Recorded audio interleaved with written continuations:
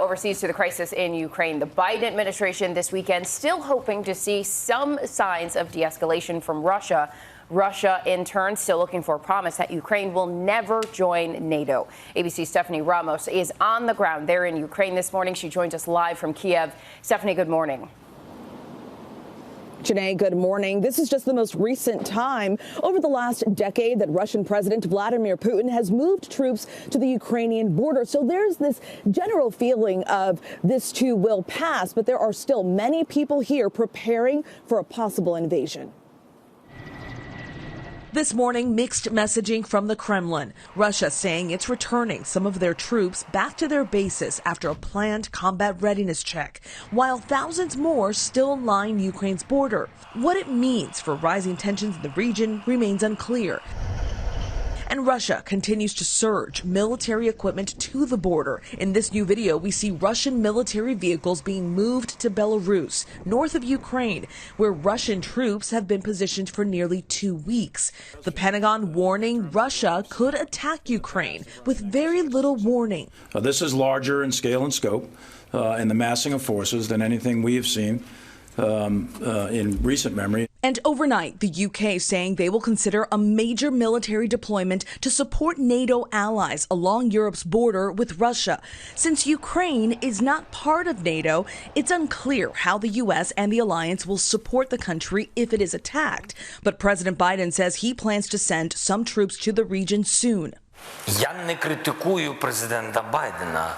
Ukraine's president criticizing the White House, claiming it is overstating the crisis. But a U.S. official tells ABC News Zelensky is, quote, downplaying the risk of invasion. There are internal factors within the Ukrainian political system that are driving President Zelensky to reduce the rhetoric around war. For the people of Ukraine, there isn't a sense of panic just yet, but people are preparing for a possible invasion. This weekend, we got an inside look at a civil defense training class teaching personal defense tactics and survival tips in the event of an invasion. The main idea of the course is how to organize themselves together with different people, like with the neighbors, because it's much easier to survive if you are doing it together with other people. The Washington Post is now reporting that Ukrainian intelligence moved confidential documents and equipment out of Kiev into, quote, safe places to the west of the country, all in preparation for a possible invasion. Whit. So much at stake and still so many questions about what happens next. Thank you so much, Stephanie Ramos there in Ukraine's capital. Joining us now is ABC News Deputy Political Director Avery Harper. Avery, good morning to you. It's always great to have you. So let's start with that tension there on the Ukraine border. Russia says it's pulling back on some of its troops in the region, and yet we're seeing a mobilization of resources and troop movements in other areas. How is the Biden administration responding to this mixed messaging?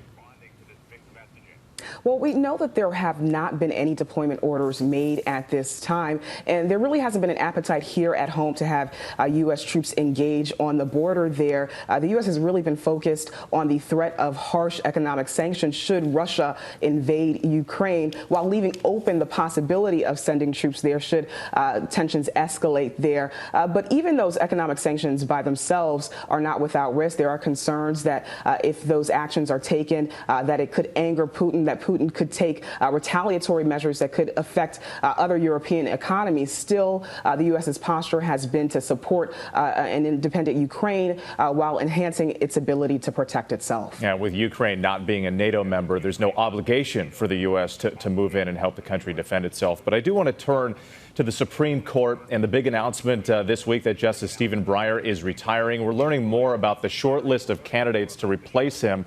President Biden standing by his campaign promise that it will be a black woman. What can you tell us about the process, the timeline, and what's going on behind the scenes here? Right. Well, we know that President Biden's pick is undoubtedly going to be historic, and it's going to fulfill a promise that he made on the campaign trail. Look, we know that they are moving quickly on this. They are vetting candidates behind the scenes. They are looking to make this announcement by the end of February, which is also Black History Month. And while this pick is not going to impact the balance of the court, it does create a win for Biden during this high-stakes election year, particularly with black voters who, frankly, have been let down by this administration in other areas like police reform and voting rights. All right, Avery Harper, thank you so much. It will be a busy week ahead. Of course, tune in to This Week later on this morning. George Stephanopoulos goes one-on-one with Senate Judiciary Committee Chair Dick Durbin about the timeline for confirmation hearings that we were just talking about, plus an exclusive with Republican Senator Susan Collins, a key swing vote in the Senate, and an exclusive interview with UN Ambassador Linda Thomas-Greenfield with the latest on tensions between Russia and Ukraine.